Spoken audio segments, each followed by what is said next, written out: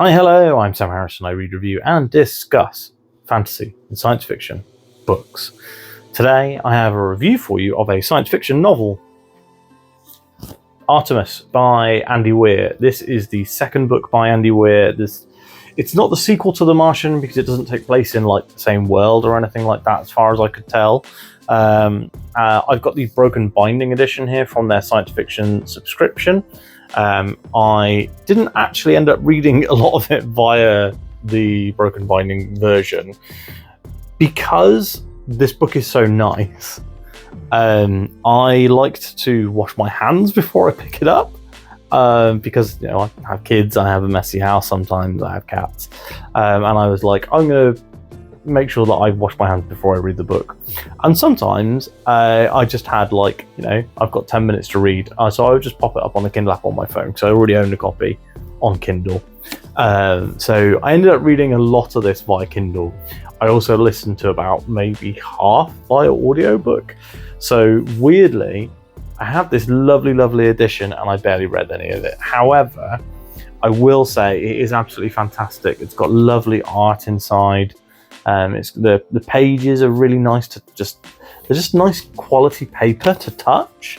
If you're ever considering Broken Binding versions of books, I can tell you right now that I have how many do I have? 1, 2, 3, 4, 5 Broken Binding books, and genuinely they're all really high quality, nice books. But this isn't a Broken Binding review. I will probably do one of those in a few months' time. However, what this is a review of Artemis by Andy Weir. So what's the concept of Artemis? So I've read before Project Hail Mary, so I listened to the audiobook for that one, which is very good. I have seen the movie of The Martian, so I now know all 3 stories that Andy Weir has written, but this is the first time I've actually read with my eyes one of his books. And I did most of this, I think, probably read about 30% via Audible. Yeah, about 30%. Anyway, so this story is quite different to The Martian and to Project Hail Mary, and I actually really enjoyed it for the main difference. And the main difference is that there is more than one major character. So both the Project Hail Mary and The Martian are about a character basically being kind of alone in space and the things that they have to go through. Project Hail Mary has those flashbacks to kind of the setting up of the mission that the main character has gone on. The Martian does have, in the movie at least, it has some scenes with the other characters that were also on the Martian expedition. It has some scenes in NASA HQ or whatever. But primarily you are first person perspective in the head of a character by themselves. But in Artemis, you are following a character called Jazz Bashara, and she is not by herself. She's living in a small town on the moon of around 2,000 people. So Artemis is the name of the town, and basically she lives on the moon, and she has some, let's say, less than legal ways of getting by, So she is estranged from her father. She works as a porter, which is basically like a delivery guy. So she's like a mailman on the moon. And what she ends up doing, and this happens way before the story starts, is she ends up basically setting up a smuggling operation. So she's like, I know that there are people on the moon who want stuff who legally can't be brought here, and I'm a delivery person, so I can get into the port and I can get access to stuff before it. Anyway, really interesting concept of a smuggler / delivery guy on the moon. Well, delivery woman. And you get to see this kind of seedy underbelly almost of this small town. You get to meet a load of different characters and explore some really interesting world building that Andy Weir has done. So while all the technology is very believable, and I think that the story is really only set like 100 years in the future, I think that they mention something that happened in the modern day as being 100 years ago at some point. And so it's like 100 years in the future, but Jazz and her friends are they're quite modern in their way of speaking, I guess. They don't talk with like fake slang or anything. Like, they don't say shock instead of fuck or whatever. The world building, like I was saying, is really interesting because Andy Weir has gone like, well, if there was a city on the moon, how would it make money? How would it make oxygen? How would it do all this stuff? And I found that really interesting. And we meet Jazz as she is trying to study for her EVA exam so she can go out onto the surface of the moon and lead tour groups, which will make her a lot of money because the tour groups pay a lot of money. Tourism is the number one moneymaker on Artemis, which is the city on the moon.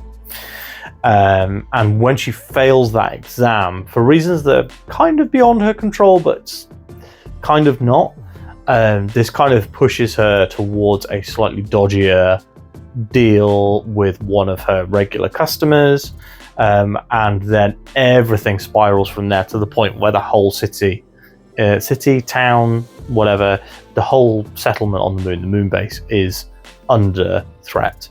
I thought it was a really, really interesting story. I think Andy Weir is just a great writer, and it doesn't hurt him that the audiobooks for the 2 books of his I've read have been very, very good. I wanted to read this mostly physically, or sight read it rather than audiobook it, but I did pick the audiobook up for some drives. But yeah, it's quite a short book. It's only like a 9-hour audiobook, so that's why I ended up reading like 30% of it on two journeys to work. But moving back on, so yeah, we've got some really interesting characters. We've got Jazz, obviously, who's like the main character that you meet, and then we've got Bob, Rudy, and Dale, who all have like very generic, like very white band names. Dale's like an ex-best friend, and you don't really find out until quite a way into the book why they've had a falling out, but I won't spoil it for you. Then you've got Bob, who is the EVA master, and he runs the guild. You've got Rudy, who's the like chief of police there, but he's an ex-Canadian Mountie, but he still wears his Mountie uniform all the time, which is quite funny. There's a few other really interesting characters like Trond and Jazz's estranged father, and then Svoboda, I think is how you say it, who is a Ukrainian mechanic. It's very interesting that Andy Weir kind of posits, he's like, well, basically one kind of family or two would move to the moon, work in a specific industry, and then they would bring friends up as well. So he's like, well, most of the life support systems are run by Vietnamese people. Most of the aluminium extraction is run by Brazilian people. Really interesting ideas. And I love the concept of like resorts on the moon, because obviously there's a load of tourism. Weir really describes the moon really, really well. So I actually started this book via the audio book. So the first chapters I listened to were by audio. I didn't even realize there was a map at the beginning of the book until I started flicking through it when I was halfway done. And I already kind of had this sort of structure in my head. I knew really strongly what was going on. And yeah, just really liked it. I like the world, I like the concept. And it's really interesting because this book was quite panned when it came out. And I have to say, I don't really know why. So I'm just taking my bookmark out because I finished it. Yeah, I don't really know why this book was panned, because I think it's maybe not 100% as good as Project Hail Mary. I don't think I had the like whoop at the end that I kind of had there, but I did really, really, really enjoy this. I had such a great time reading it. like I said, it's like 9 hours on Audible. I think I've read it a lot quicker than that, to be honest, because mostly I was really sight reading it.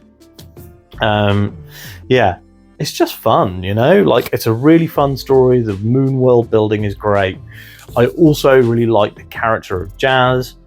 The only negative that I have is that Weir just keeps bringing up sex stuff all the time.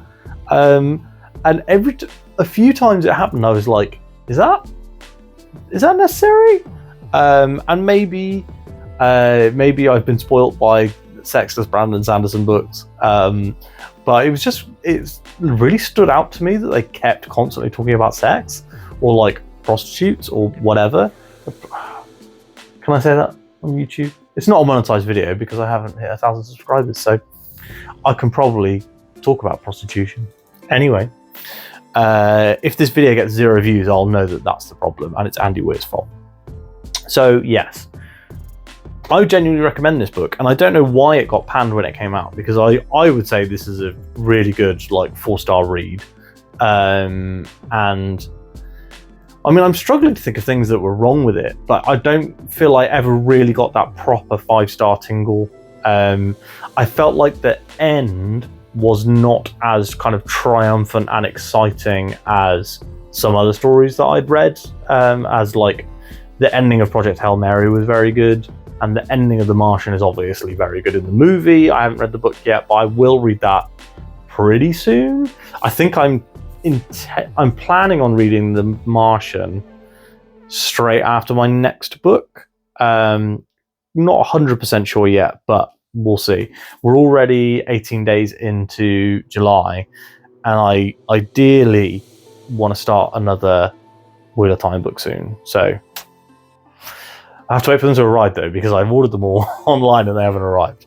Anyway, Artemis is a great book. I gave this a 4-star review. This has been a bit of a rambling review. I literally just finished this like a couple of hours ago, so the book's very fresh in my mind. But yeah, I just had a great time. It's a proper blockbuster, like sci-fi. I really enjoyed the like realistic tech and the way that works, and all the times where Andy Weir is like, oh, well, you obviously can't do that on the moon because like a tiny fire would kill everyone. All that sort of stuff is really interesting. So yeah, great science, great fiction, great science fiction.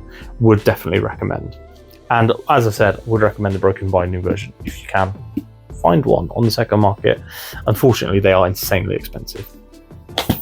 Have you read Artemis? What do you think about it? Pop down in the comments down below and let me know what you thought of the book. Or if you are planning to read the book based on my review, please let me know. I'd love to hear A, that you're planning to do it, and then B, how you feel about it once you've read it. So come back and reply to your comment and let me know. And then of course, if you like this video, while you're going down to give that comment, why don't you give this video a like, and please subscribe to the channel because every little subscription helps. Thanks so much for watching, and I will speak to you tomorrow.